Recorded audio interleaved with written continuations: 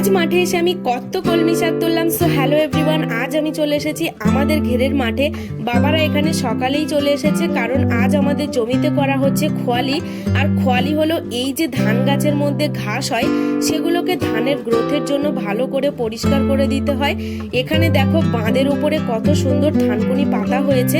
ভাবলাম এখান থেকে কিছুটা থানকুনি পাতা তুলে নেওয়া যাক। দেখো থানকুনি পাতাগুলো বেশ বড় ছিল।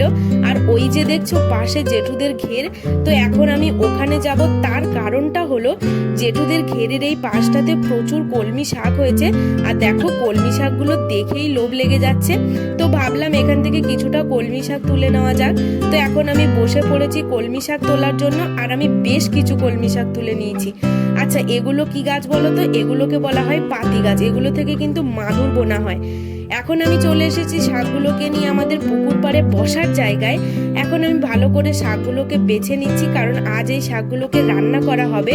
এখন চলে এসেছি বাড়িতে, এসে আমি শাকগুলো কাটা শুরু করে দিয়েছি। আর সাথে ছিল আমাদের আটলের কয়েকটা চিংড়ি মাছ। তো আজকে ভিডিওটা এই পর্যন্তই, টাটা।